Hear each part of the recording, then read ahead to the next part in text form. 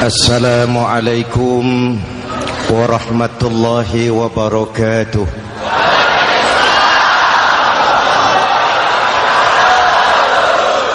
Alhamdulillahillazi ja'ala Ramadhana syahra siyami lil mu'minin. Wassalatu wassalamu ala asyrafil mursalin Sayyidina Muhammadin wa ala alihi wa sahbihi ajma'in, amma ba'du. Para ulama yang saya muliakan, para pejabat baik sipil maupun militer yang saya hormati, alhamdulillah malam ini atas izin Allah, mudah-mudahan yang kita laksanakan ini merupakan bagian dari amal ibadah kita di bulan suci Ramadan ini. Hadirin, reformasi terbesar adalah reformasi yang dilakukan oleh baginda Nabi besar Muhammad sallallahu alaihi wasallam. 23 tahun merombak satu bangsa biadab menjadi bangsa beradab, merombak umat yang terpecah belah menjadi umat yang bersatu, merombak masyarakat yang tenggelam dalam kemusyrikan menjadi umat yang bertauhid. Reformasi besar apa yang dilaksanakan oleh Rasul dan apa hubungannya dengan kita sekarang? Ini yang ingin saya sampaikan malam ini. Pertama, beliau melaksanakan reformasi akidah, membebaskan manusia dari kemusyrikan, menyelamatkan manusia dari ketergantungan kepada benda. 13 tahun beliau berjuang di kota Makkah hanya untuk menanamkan la ilaha illallah Muhammadur Rasulullah. Dari sana segalanya dimulai, meletakkan fondasi. Saya yakin tidak ada Tuhan selain Allah dengan seluruh konsekuensinya. Kalau saya yakin tidak ada Tuhan selain Allah, maka saya tidak akan menyembah kecuali hanya kepada Allah. Orang yang benar fondasinya, benar sujudnya. Jelas? Kalau saya yakin tidak ada Tuhan selain Allah, saya tidak akan minta rizki kecuali hanya kepada Allah. Orang yang benar fondasinya, jauh dari korupsi, jauh dari judi.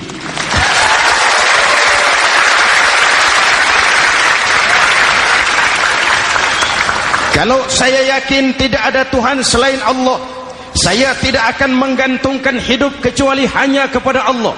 Saya tidak akan melarikan persoalan kecuali hanya kepada Allah. Saya tidak akan pernah takut kecuali hanya kepada Allah. Saya tidak akan minta tolong kecuali hanya kepada Allah. Inilah generator yang membangkitkan seluruh nilai-nilai amal kita. Kita puasa, kita sujud, kita jihad, itu kan karena nilai iman. Betul? Imannya tidak kelihatan, yang kelihatan gejalanya. Mic ini berbunyi karena ada strom. Percaya apa tidak?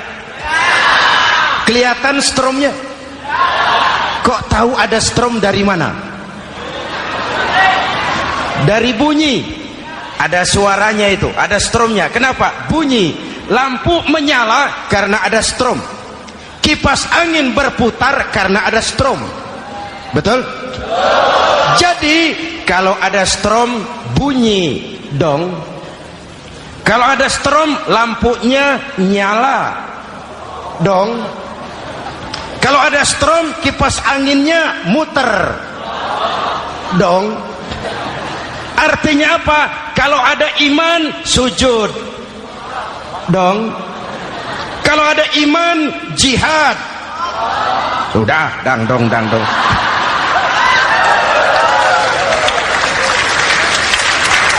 Seluruh amaliyah kita hanya refleksi dari nilai-nilai keimanan. Maka dimulai dengan fondasi.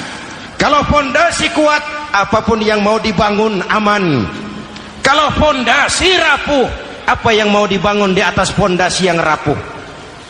Karena itu, dengan tabligh akbar ini, pesan pertama saya, mari jaga nilai-nilai iman kita.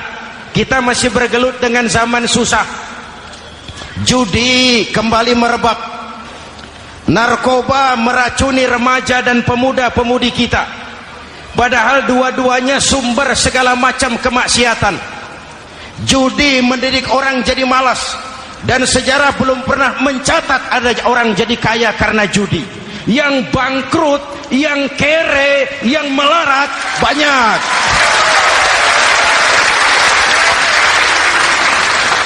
Makanya saya bersyukur di sini nggak ada yang judi. Nggak ada, mana saya nggak lihat di sini. Entahlah kalau di luar sini.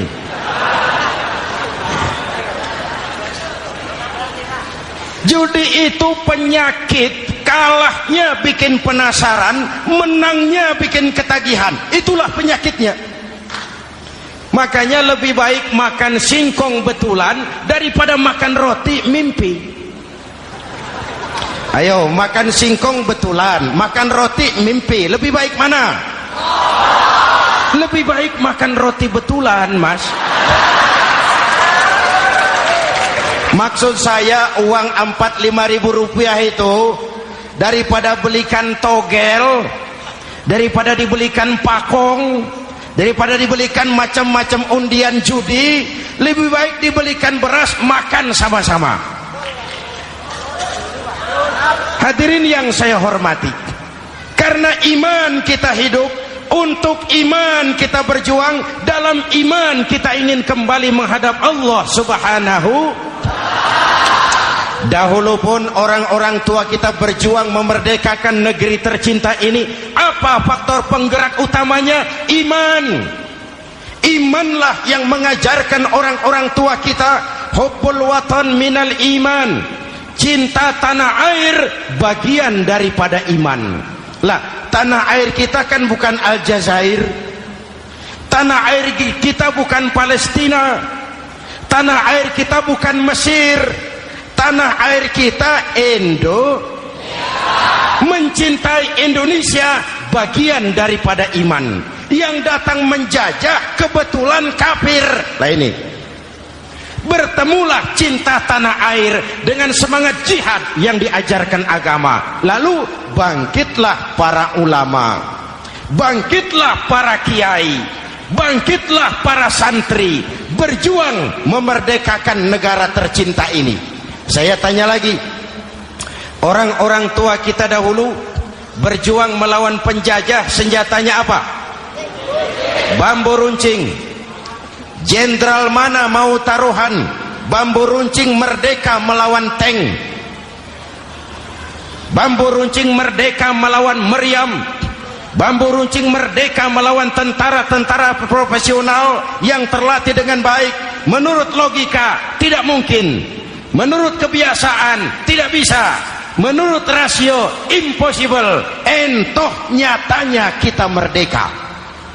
Lalu para pendiri Indonesia dengan jujur mencantumkan dalam mukaddimah Undang-Undang Dasar Negara kita kalimat yang berbunyi, dengan berkat rahmat Allah yang Maha Kuasa. Ada tidak itu dalam pembukaan Undang-Undang Dasar? Ada apa tidak? Pokoknya biar belum pernah baca, ada gitu saja sudah, biar lancar urusan.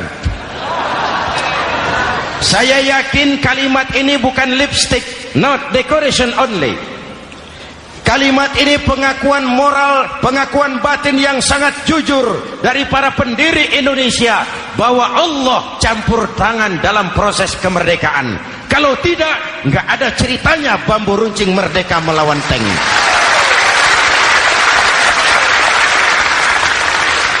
Kalau dulu iman untuk merebut kemerdekaan, sekarang iman untuk mengisi kemerdekaan. Betul? Betul? Karena itu jaga nilai-nilai iman. Jangan tidur.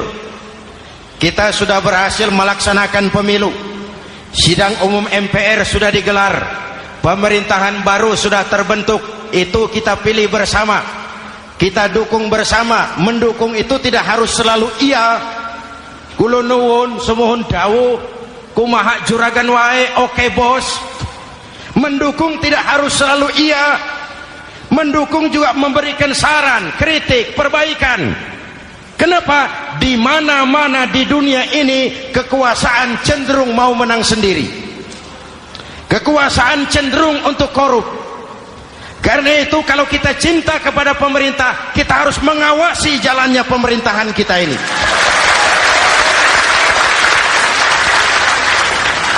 Pengalaman ketika Orde Baru berdiri, kita percaya, kita serahkan penuh, lalu kita tidur. Akhirnya kita jadi susah sendiri. Betul? Umat Islam tidak boleh jatuh dua kali di tempat yang sama. Hari ini lewat sini jatuh wajar, belum tahu barangkali. Besok lewat sini lagi jatuh lagi, goblok tenan. Masa jatuh dua kali di tempat yang sama itu bagaimana? Hadirin yang saya hormati, nilai-nilai iman, intan paling mahal, mutiara paling berharga, tidak lain nilai iman.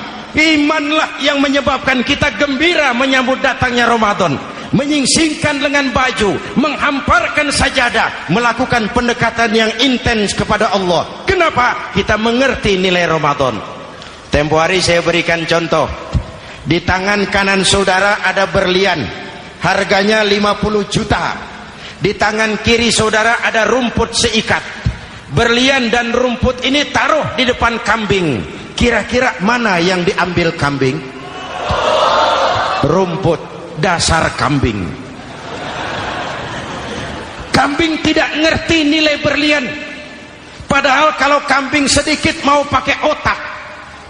Kalau berlian yang saya ambil, kata kambing, lalu saya bawa ke pasar, kemudian saya jual, harganya 30 juta, lalu dibelikan rumput, dapat rumput sekabupaten.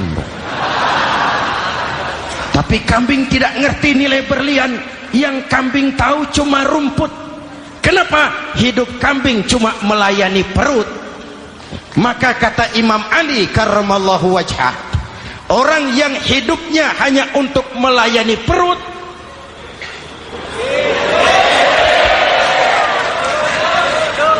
saudara yang ngomong ya, tanggung jawab. Saya kan cuma mulai, kenapa diterusin?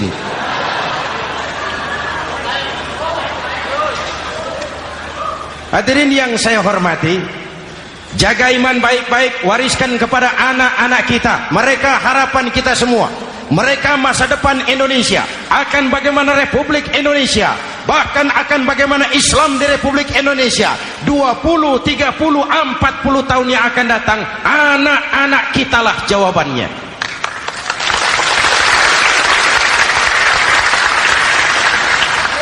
Mereka mau jadi apa, persilahkan, asal iman merupakan landasan hidupnya. Anak-anak kita boleh jadi jenderal, asal jenderal beriman.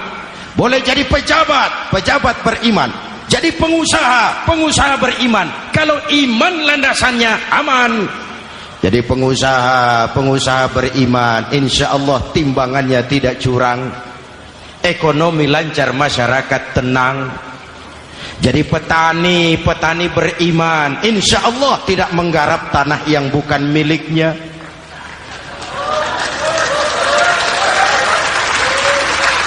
Jadi pejabat, pejabat beriman, insya Allah korupsinya sedikit.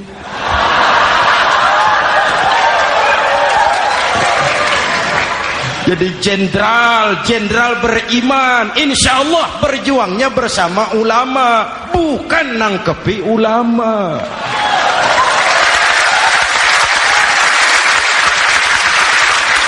Jadi teknokrat, teknokrat beriman. Jadi pengusaha, pengusaha beriman. Jadi seniman, seniman beriman. Jadi maling. Nggak ada, mana ada maling beriman. iman landasannya, insya Allah aman. Ini yang pertama. Yang kedua, baginda Nabi melaksanakan reformasi sosial. Berupa apa? Membebaskan manusia dari ras diskriminasi, mengikat manusia dengan tali akidah. Diciptakan kita dari laki-laki dan perempuan, dijadikan kita bersuku-suku dan berbangsa-bangsa. Bahkan Quran memulai dengan kalimat syu'ub, wa ja'alnakum syu'uban wa qabaila. Kami jadikan kamu berbangsa-bangsa dan bersuku-suku agar kamu saling mengenal satu dengan yang lain. Saya ingin mengulangi imbauan saya, mari kita tingkatkan kerukunan. 3 macam kerukunan. Pertama, rukun antar umat seagama. Sesama muslim harus rukun. Ya Pak? Ya Bu?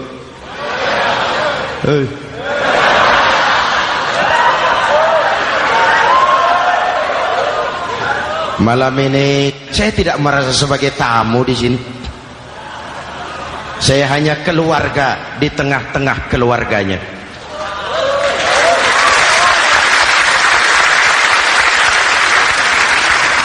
Di sepanjang Jawa kah saya, ke Sumatera kah saya, ke Kalimantan saya, ke Sulawesi saya, ke Irian Jaya saya, kemana saja saya pergi, di mana saja saya berada, saya hanya keluarga di tengah keluarganya. Sebagai muslim kita terikat akidah. Sebagai bangsa kita punya komitmen. Kita ingin bersatu nusa, satu bangsa, satu. Inilah kita. Hadirin yang saya hormati, rukun antar umat seagama. Hura-hura pemilu sudah lewat, ekses-eksesnya harus kita hilangkan. Boleh jadi kemarin-kemarin karena berbeda kaos sama teman gak teguran. Yang sudah-sudah, yang penting sekarang ke depan. Sudah capek kita rakyat diobok-obok. Sudah datang saatnya kita meluruskan saf, merapatkan barisan, menggalang semangat kebersamaan. Rukun antar umat seagama. Begitulah malam ini saya hadir di tengah keluarga sendiri. Yang mengikat kita apa? Akidah. Di masjid kita ditemukan, dan inilah simbol kehidupan umat. Tadi kita sholat isya dan tarawih di sini, menghadap ke arah yang sama, menyembah Allah Tuhan yang sama, melakukan gerak yang sama, membaca bacaan yang sama, dengan bahasa yang sama. Betul? Tapi kita datang dari segala penjuru. Kita datang dari sebelah lor, sebelah kidul, sebelah wetan, sebelah kulon. Di sini di masjid ini kita menghadap ke arah yang sama. Kita yang hadir di sini boleh jadi ada yang dari Sumatera, Kalimantan, Sulawesi, Irian Jaya, tapi kita adalah Indonesia. Jelas? Jelas? Saya sering kasih contoh, coba kalau sholat pakai bahasa masing-masing, ramai masjid, bingung malaikat. Ini Indonesia ramai karena tiap provinsi sholat pakai bahasa masing-masing. Kalau Riau bicara sendiri, Ambon bicara sendiri, Aceh bicara sendiri, Irian bicara sendiri, ramai masjid. Jelas? Jelas? Yang imam pakai bahasa Indonesia, takbir, Tuhan yang maha besar. Gagah sekali, bingung malaikat. Kembali kita kalau sholat pakai bahasa masing-masing. Betapa ramainya masjid. Itu cermin dari bangsa yang tidak bisa menjaga kesatuan dan persatuan. Uni Soviet almarhum, al-mal'un, itu negara adidaya, negara adikuasa, bersama-sama dengan Amerika menjadi polisi dunia. Tetapi kemudian dihantam oleh glasnost yang kebablasan, Gorbachev terpental, Soviet pecah jadi negara kecil berkeping-keping. mimpi mengembalikan Soviet seperti dulu. Begitulah kalau kita biarkan benih-benih disintegrasi ini terus berkembang, tidak ada lem perekat, maka kita akan pecah berkeping-keping dan kita akan jadi satu bangsa yang kecil. Oleh karena itu, yang pertama, jaga kerukunan antar umat seagama. Berbeda pendapat boleh, berpecah belah jangan. Berbeda partai oke, tapi berbeda dalam wawasan bernegara jangan. Jujur saja, saya kemarin musim pemilu itu sudah agak pesimis melihat, batin saya menjerit, ya Allah, kenapa umat jadi begini? Kenapa umat harus terkotak-kotak? Terlalu banyak partai-partai Islam waktu itu, 20 lebih. Begitu sidang umum MPR berjalan, saya mulai melihat titik optimisme. Ada yang mengkristal, di mana orang tidak lagi melihat partainya, tetapi melihat nilai-nilai imannya. Itulah yang memang utama buat kita.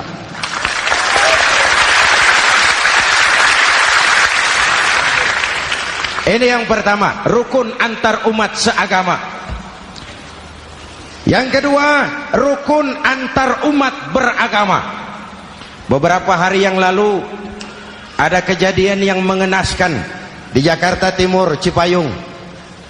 Peristiwa penyerbuan Yayasan Dolos. Hadirin yang saya hormati, kita tentu menyesalkan kejadian itu.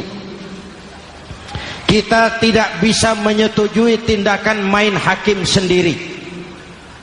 Kita berharap pemerintah bukan hanya bisa menangkap pelakunya, tapi juga yang tidak kalah pentingnya mengusut akar permasalahannya. Kenapa itu terjadi? Kalau cuma pelakunya yang ditangkap, akar permasalahannya tidak selesai, saya khawatir terulang lagi di tempat lain. Inilah yang terpenting, menjaga kerukunan antar umat beragama, saling menghormati, saling menghargai. Jangan melakukan kamuflase, jangan melakukan tindakan-tindakan yang rawan dan peka. Misalnya umat Islam membangun masjid di tengah perkampungan orang Kristen, padahal tidak ada Islamnya di situ. Itu bisa menimbulkan kerawanan. Atau sebaliknya, membangun gereja di tengah perkampungan umat Islam yang tidak ada Kristennya di situ. Atau sebaliknya, mereknya kegiatan sosial, mereknya kegiatan kemanusiaan, tapi isinya penyebaran agama kepada orang yang sudah beragama. Itu pun bisa menimbulkan kerawanan. Jelas? Maka yang besar jangan mau menang sendiri, yang kecil harus tahu diri. Jelas? Mari saling menghormati, mari saling menghargai dalam batas lakum dinukum. Menangkap pelakunya penting, mengusut akar permasalahannya itu pun tidak kurang pentingnya. Hadirin yang saya hormati, Islam agama toleran, baik dari prinsip ajarannya maupun dari sikap umatnya. Islam agama yang rahmatan lil alamin. Kita punya kewajiban untuk membuktikan bahwa Islam bukan merupakan ancaman. Islam adalah alternatif. Islam adalah solusi. Islam bukan ancaman. Yang hadir di sini bukan perusuh, bukan umat biang kerok. Ini umat yang cinta damai.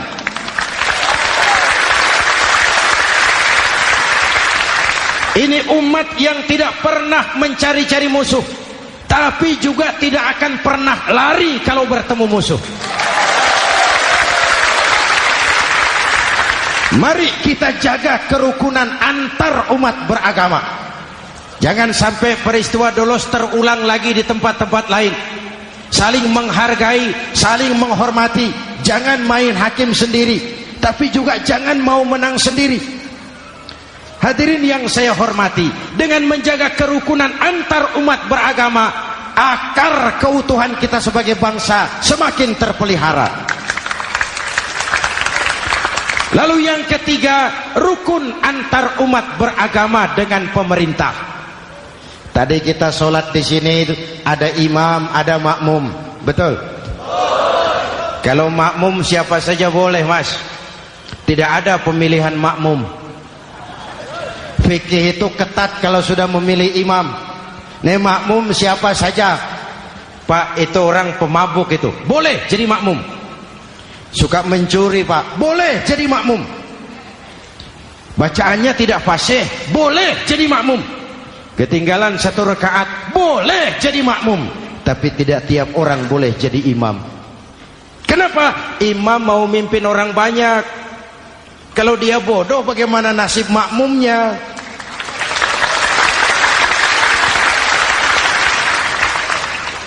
Ada karikatur di Medan, pernah kejadian anak kecil disuruh sholat sama ibunya. Nak, sholat kau. Aku tak pandai sholat, mak. Si Ucok rupanya ini. Kata ibunya, sudahlah, kau ikuti saja bapakmu tuh. Apa yang bapak mau kerjakan, kau ikuti sajalah. Jadi lama, kalau ikut saja bisa laku. Berangkatlah anak ini kan, sholat di belakang bapaknya, jadi makmum. Sholat di balai bambu, tidak pakai tikar. Bangun sujud, hidung bapaknya terjepit bambu. Karena sakit dan kaget, refleks bapak ini teriak, aduh. Anak di belakang ingat pesan maknya, ikuti saja bapakmu. Si anak ini malah pakai irama, aduh.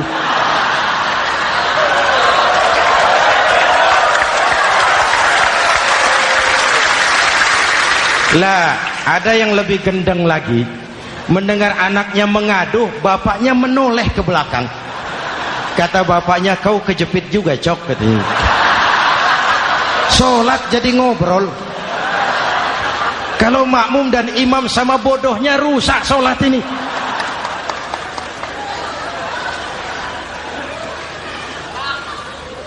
Hadirin yang saya hormati, rukun antar umat beragama dengan pemerintah, pemerintah yang legitimate, yang dihasilkan lewat proses demokrasi. Benarnya kita dukung, salahnya kita tegur, kita kritik, kita perbaiki, kita berikan saran-saran yang baik. Sekali lagi, jangan tidur. Sudah lewat masanya. Kemarin-kemarin kita menghadapi satu masa yang penuh krusial. Sudah datang saatnya kita bersama-sama bahu-membahu mengatasi kesulitan besar yang tengah kita hadapi sekarang ini. Dengan 3 kerukunan ini, insya Allah keutuhan kita sebagai bangsa akan lebih terpelihara. Ini reformasi kedua. Dalam konteks kita sekarang, menjaga semangat kebersamaan. Saya sering mempopulerkan di masyarakat kita, umat Islam, bangsa Indonesia seperti 5 jari ini. Kalau kompak, apa yang tidak terpegang? Tapi kalau berpecah belah, apa yang mau dipegang? Yang ini namanya ibu jari. Umaro ini, pemerintah. Kerja apa saja kalau sudah diginikan pemerintah, lumayan. Diginikan kiamat, Mas. Legalitas. Umaro. Yang ini telunjuk, alat untuk menunjuk. Ini orang yang punya uang, orang kaya, para pengusaha, investor. Kita perlu untuk memulihkan roda perekonomian kita. Di mana-mana kalau orang sugih nunjuk, lancar urusan, Pak. Coba kita yang melarat nunjuk-nunjuk ini, nggak laku, Pak. Makanya kata orang, serba salah jadi orang susah, tapi lebih susah jadi orang serba salah. Serba salah jadi orang susah, tapi lebih susah jadi orang serba salah. Telunjuk. Yang ini jari tengah lah ini. Di tengah dia, ke kanan tidak, ke kiri tidak. milik semua golongan ini, netral. Siapa ini? TNI. Siapa ini? Cendekiawan. Siapa ini? Ulama idealnya itu. Milik semua, tidak kemana-mana tapi ada di mana-mana. Nggak bisa diajak suitan ini. Nggak ada anak-anak main kelereng suitnya begitu, itu nggak ada.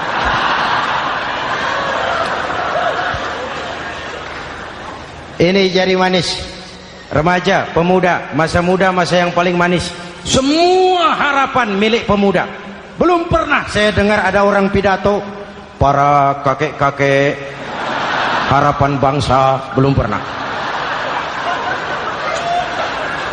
Mesti kalau sudah harapan umat, pemuda, harapan negara, pemuda, harapan agama, pemuda, harapan bangsa, pemuda, harapan pemudi.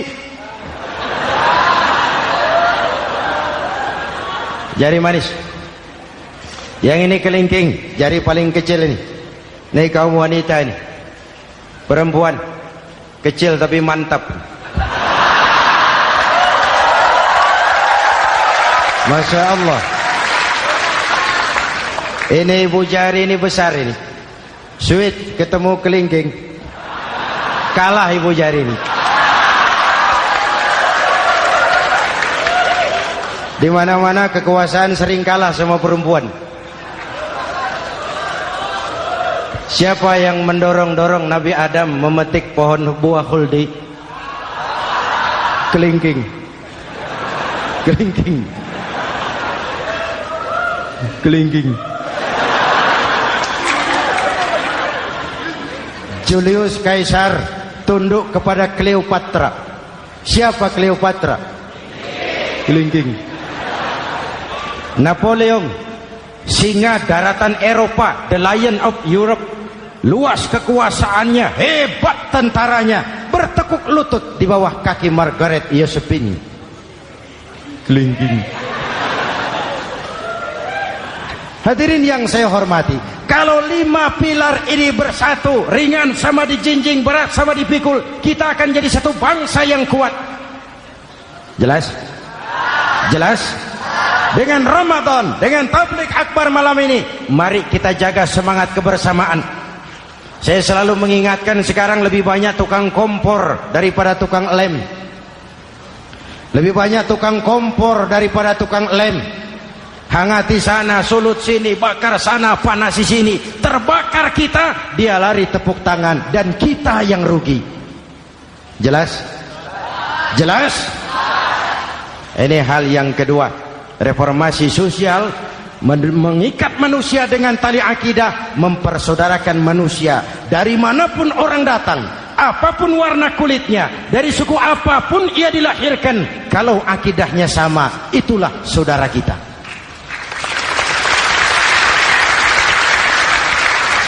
Kembangkan terus kerukunan antar umat seagama, antar umat beragama, dan antar umat beragama dengan pemerintah. Muslim bagaikan satu tubuh. Jikalau yang satu sakit, yang lain ikut merasakan sakit. Muslim bagaikan sebuah bangunan, yang satu sama lain harus saling memperkuat. Ada yang jadi tiang, tentu. Ada yang jadi pintu, memang. Ada yang jadi genteng, iya. Tapi satu sama lain harus saling memperkuat. Tidak bisa genteng ngomong sama tiang. Kata genteng, saudara tiang, kamu sih enak. Saya setengah mati, kata genteng.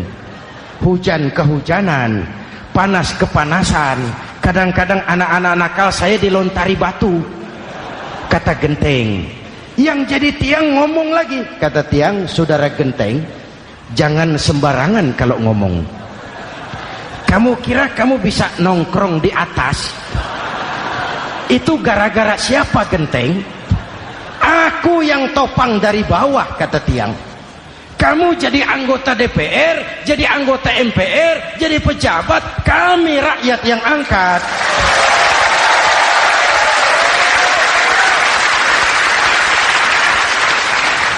Jangan waktu di bawah rajin ngamalkan ayat kursi, dapat kursi lupa sama ayat.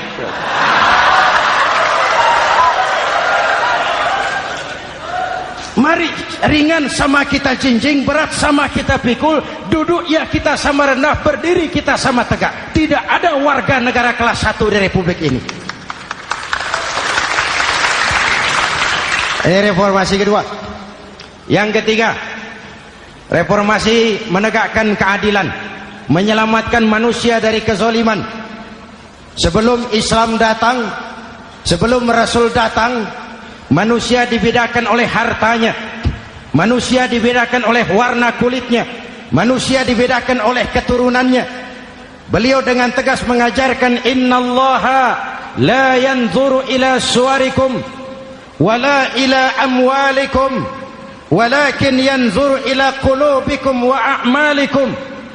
Allah tidak melihat potonganmu, Allah tidak melihat hartamu. Yang Allah lihat itu hatimu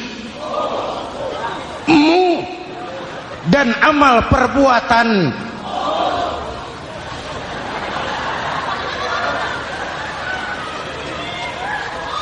Perjuangan menegakkan keadilan. Hadirin yang saya hormati, itulah yang menyebabkan reformasi kita menggelinding, menuntut keadilan, baik keadilan di bidang politik, keadilan di bidang ekonomi, keadilan di bidang hukum. Nabi pernah mengingatkan, hakim, kata Nabi, itu ada 3 macam. Al-qudatu salasatun. Hakim ada 3 macam. 1 di surga, 2 di neraka. Hadirin yang saya hormati, siapa yang hakim ke surga itu? Ada hakim yang tahu tentang kebenaran, lalu siap melaksanakan kebenaran itu, menghukum dengan kebenaran apapun resikonya, walaupun dimusuhi atasannya, walaupun bertentangan dengan nuraninya, karena itu orang yang dia sukai, tapi dia tetap melaksanakan hukum. Hakim yang mengerti tentang kebenaran sesuatu lalu melaksanakan hukum dengan kebenaran itu yang akan sampai ke surga.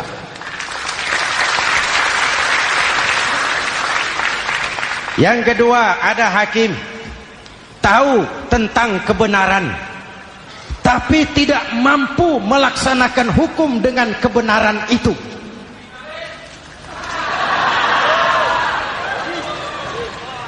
Tahu sesuatu itu benar tetapi tidak punya nurani untuk membela kebenaran, mengetahui kebenaran tapi tidak berdaya untuk memperjuangkan kebenaran.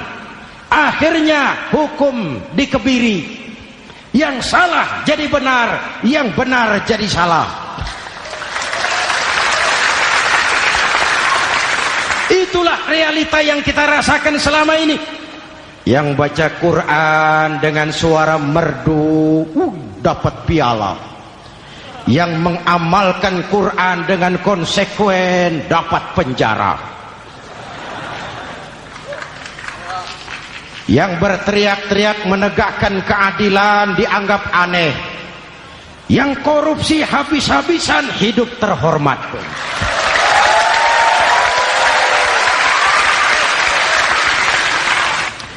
Jadi yang kedua tadi hakim yang tahu kebenaran tetapi tidak mampu melaksanakan hukum sesuai dengan kebenaran.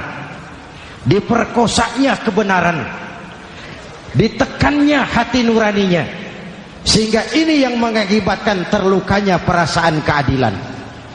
Yang ketiga lebih celaka lagi, ada hakim yang tidak mengerti tentang kebenaran lalu melaksanakan hukum dalam ketidakmengertiannya. Bodoh melaksanakan hukum dalam kebodohan, itu pun menyebabkan orang masuk neraka. Na'udzubillah. Hadirin yang saya hormati, reformasi yang dilaksanakan Rasul berjuang menegakkan keadilan setelah membebaskan manusia dari ras diskriminasi. An-nas kulluhum li Adam wa Adam min turab, la fadla li arabiyyin ala ajamiyyin illa bittaqwa. Seluruh manusia berasal dari Adam.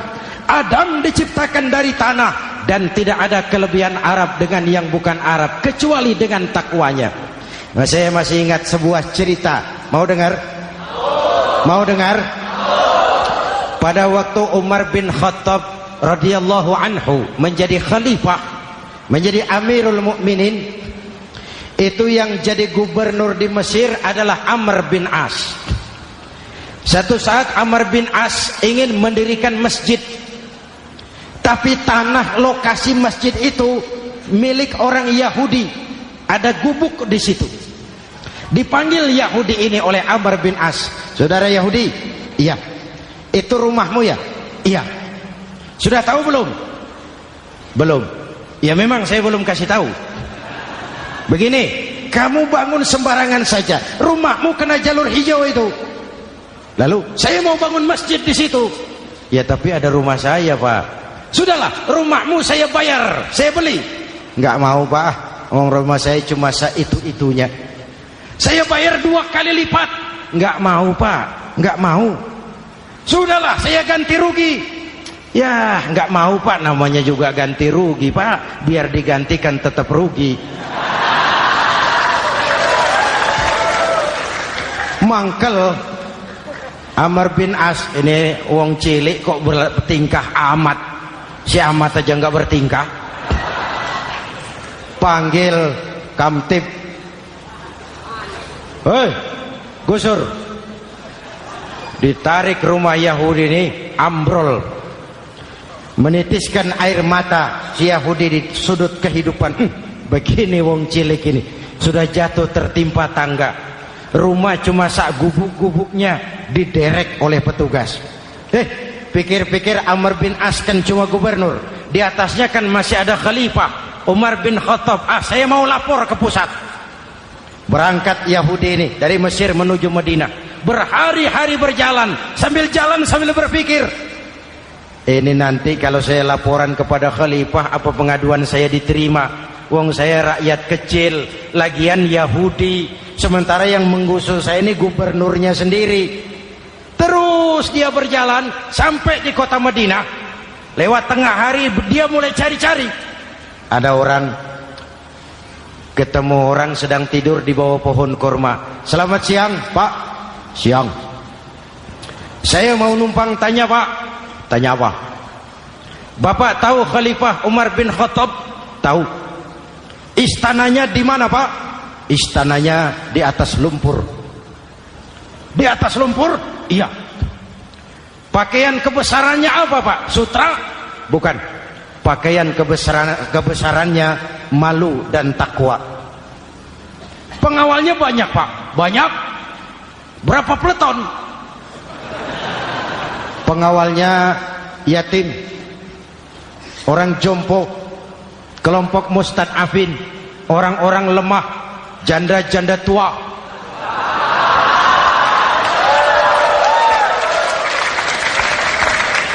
Itu pengawalnya. Pakaian kebesarannya malu dan takwa. Pengawalnya orang-orang lemah, tidak berdaya. Kok begitu, Pak? Begitulah Umar bin Khattab. Orangnya sekarang di mana, Pak? Di depan kamu. Jadi Bapak, iya. Bapak, iya. Saya Umar. Ada apa, Mas? Oh, yang datang dari Semarang waktu itu. Gini loh, Pak, saya mau menuntut keadilan. Keadilan kenapa? Gubernur Bapak Amr bin As itu, Pak, zalim. Kenapa dia? Gubuk saya main tarik saja, runtuh. Saya nggak punya rumah lagi, wong saya ini golongan makmur, cuma rumah sama sumur. Lalu untuk apa? Katanya dia mau bangun masjid di situ, Pak. Dipaksanya rumah kamu ditarik sampai runtuh. Iya. Yahudi. Ya, Pak. Itu ada tempat sampah ya. Betul, Pak. Di situ banyak tulang unta. Coba kau cari satu tulang unta bawa ke sini. Bingung Yahudi. Pak, saya jauh-jauh dari Mesir ke sini ini mau cari keadilan. Kalau tulang unta di Mesir juga banyak, Pak. Sudahlah, kau ambil saja tulang itu. Berangkat Yahudi penuh tanda tanya, ambil sebuah tulang unta, diberikan kepada Khalifah Umar bin Khattab. Tulang ini diambil, Umar hunus pedangnya, dengan ujung pedang dibuat garis lurus di atas tulang unta itu. Rak. Selesai. Yahudi, iya Pak, sekarang kau kembali ke Mesir, serahkan tulang ini kepada Umar bin Amr bin As. Makin bingung Yahudi. Jauh-jauh datang kemari kira mau dapat keadilan, cuma dapat tulang. Ya sudahlah, namanya wong cilik, berangkat dia pulang ke Mesir. Berhari-hari sampai di Mesir. Pak Gubernur, ya lapor. Ada apa Yahudi? Saya dari pusat. Loh, kamu dari Madinah? Iya Pak. Ngapain sih kamu ke sana-sana? Nuntut keadilan. Kamu bertemu Khalifah? Ketemu Pak. Terus tulang.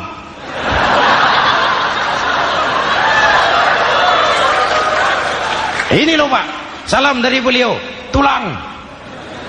Apa maksudnya? Aku nggak ngerti lah itu Pak.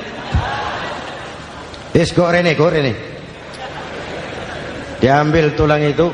Amr bin As melihat ada garis lurus dengan ujung pedang, gemetar badannya, keringat bercucuran. Kepala proyek dipanggil. Mas, ini proyek masjid batal. Gubuk Yahudi dirikan lagi. Loh Pak, kata kepala proyek, saya kan sudah menang tender Pak.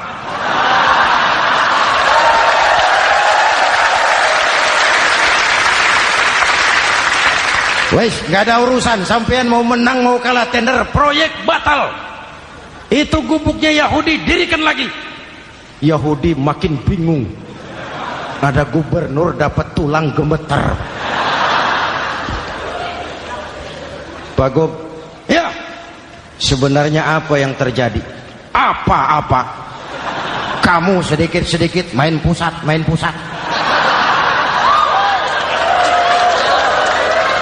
Bu, yang ngomong dulu toh. Ya kan awalnya saya sudah ngomong Pak, tapi gubuk saya tetap ditarik. Percuma ya saya ke pusat Pak. Saya dapat teguran keras dari Khalifah. Tahu kau apa artinya ini? Seolah beliau berkata, "Hei Amr bin As, jangan mentang-mentang sedang berkuasa kau bertindak seenakmu. Berlaku lurus dan adillah kamu seperti lurusnya garis di atas tulang ini."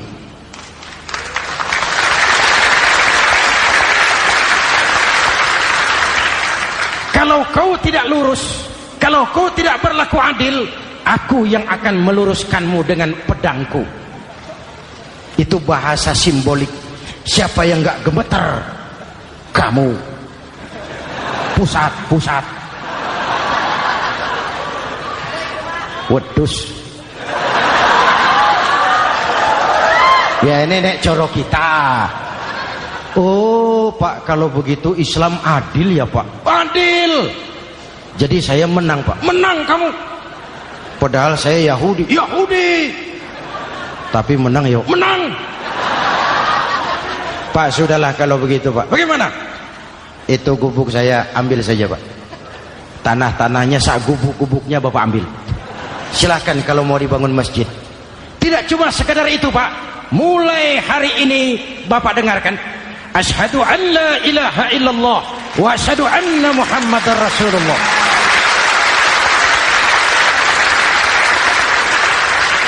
Yahudi bisa menang perkara menghadapi gubernur. Kalau ini terjadi di Indonesia,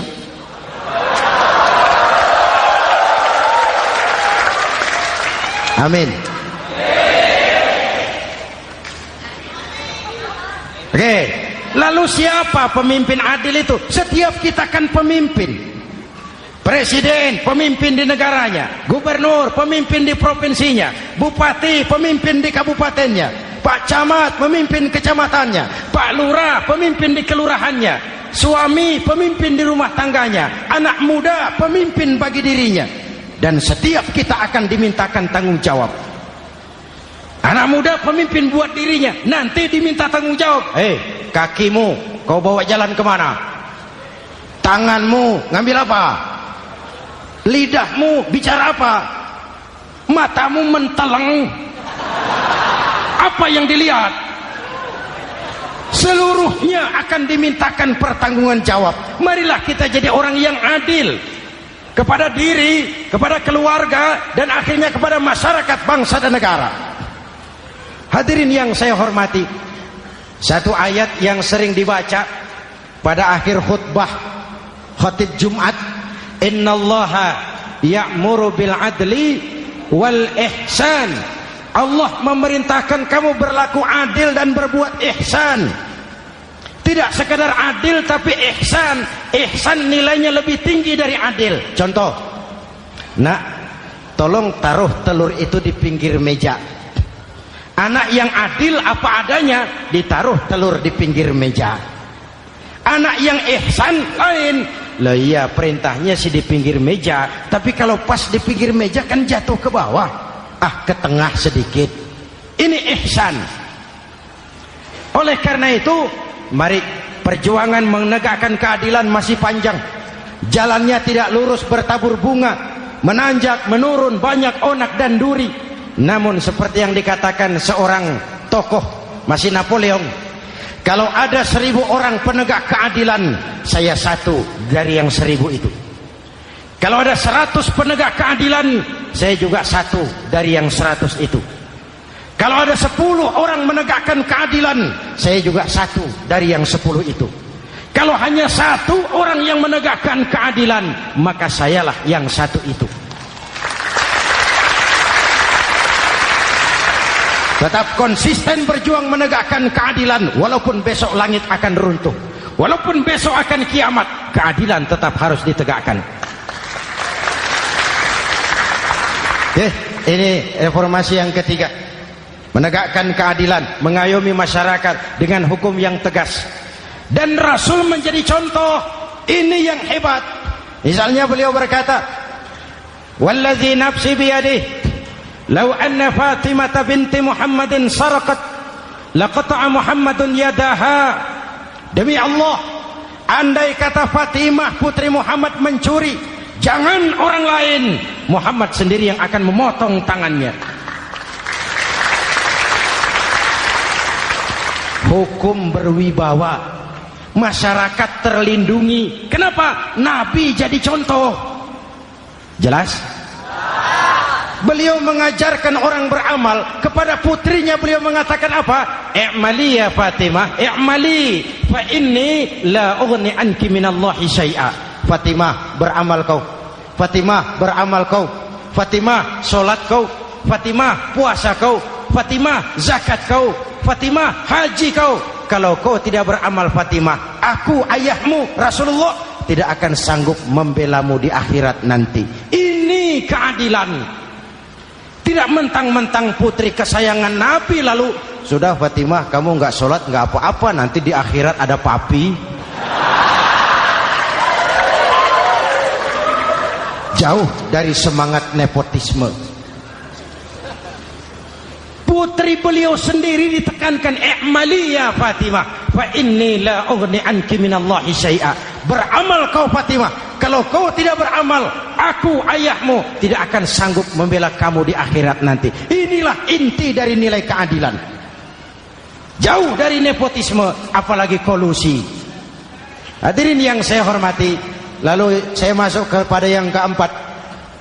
Reformasi keempat yang dilaksanakan oleh baginda Rasul, menyelamatkan manusia dari gaya hidup sekuler, menyelamatkan manusia dari gaya hidup materialis, mengajarkan keseimbangan. Ada hidup sesudah mati, ada akhirat sesudah dunia. Betul? Betul? Kalau saja tidak ada hidup sesudah mati, kalau saja tidak ada akhirat sesudah dunia, persilahkan hiduplah saenae, nek perlu saenae udelmu dewe. Sayang. Ada hidup sesudah mati, ada akhirat sesudah dunia. Ini semua calon-calon jenazah.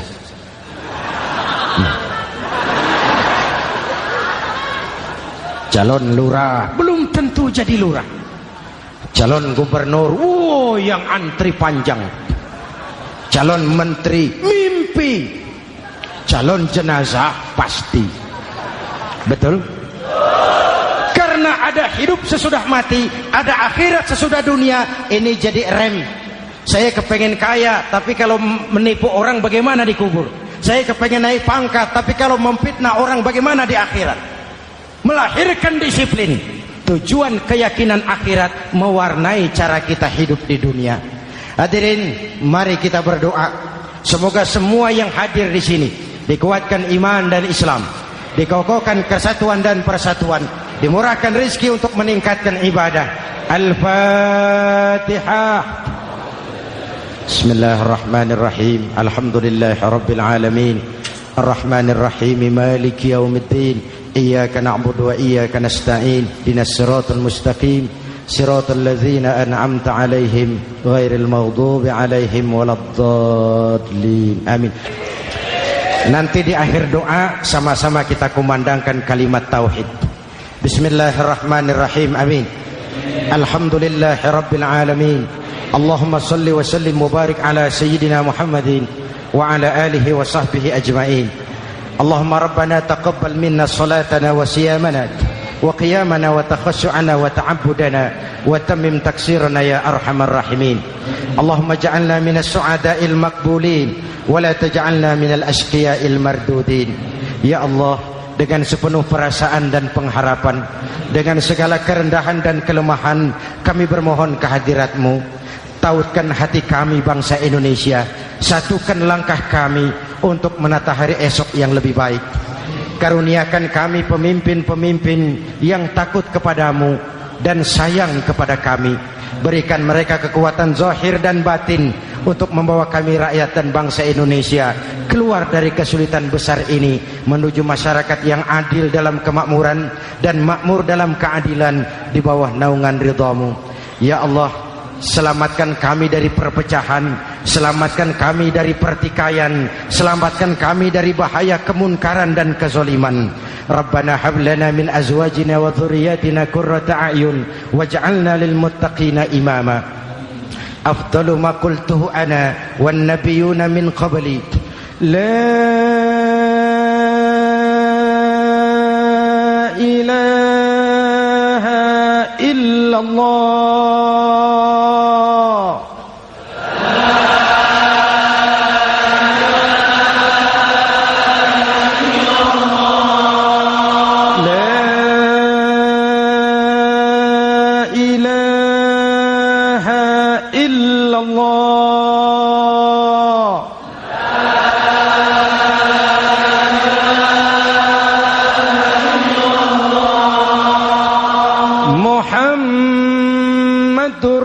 Rasulullah.